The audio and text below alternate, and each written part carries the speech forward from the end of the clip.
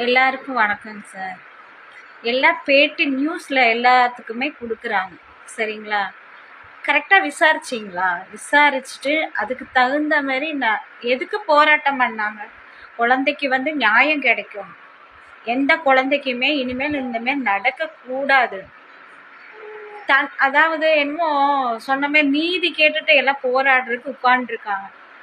அவங்க இந்த பணத்துக்கு அதுக்கு இதுக்குன்னு சொல்லி பேட்டி கொடுத்துட்ருக்காங்க.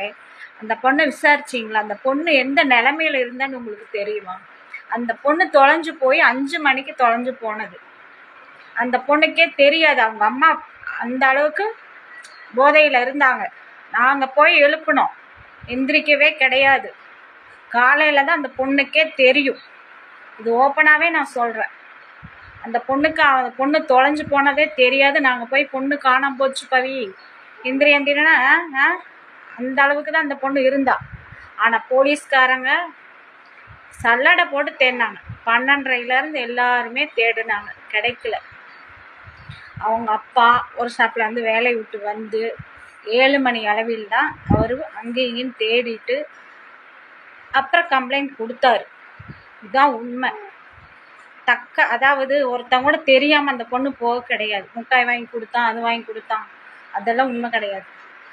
அவங்க அம்மாவுக்கு பழக்கப்பட்டிருக்கு. அந்த பொண்ணு வந்திருக்காங்க, போயிருக்காங்க, பழகியிருக்காங்க. அந்த ஆள் தான் வாங்கி கொடுத்துருக்கான். நல்லா போட்டுட்டு மக்காவை விட்டு பிள்ளை இழுத்துட்டு போயிட்டான். இதுதான் உண்மை. அதுக்காக போராட்டம் பண்ணி நான் அந்த பொண்ணுக்கு தான் நியாயம் கேட்டு போராடணும். அதுக்கு இந்த என்னமோ சொல்லுவாங்களே, பணம் கொடுக்காது என்ன வாயில் இதுக்கு வரமாட்டேங்குது.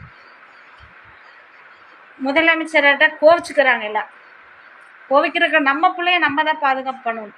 அவர் எங்கேயோ எத்தனையோ வேலையில் இருப்பார். நம்ம எல்லாத்துக்கும் அவர் பாதுகாப்பு கொடுக்க முடியாது. இப்போ நடவடிக்கை எடுத்ததுக்கப்புறம் எத்தனை போலீஸ் தெரியுங்களா? அவங்கள பசியில் ஒரு டீ பச்சை தண்ணி கொடுக்காத அளவுக்கு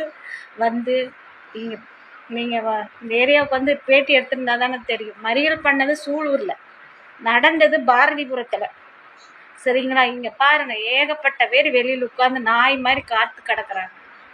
அதுக்கு நீதி தான் கேட்டு போராடணும், செய்யணும்.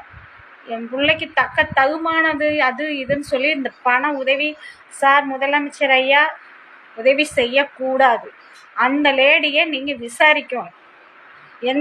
ஒரு தாய் ஒரு பொண்ணு ஒரு 10 நிமிஷம் காணாமல் போனாலே நம்ம வீட்டுக்குள்ளே உட்கார முடியாது. இந்த பொண்ணுக்கு காலையில் தான் தெரியும். தெரிகிற அளவுக்கு அந்த பொண்ணு அந்த நிலைமையில் இல்லை. அவங்க வீட்டுக்காருக்கும் ஒன்றுமே தெரியாது, பாவம்.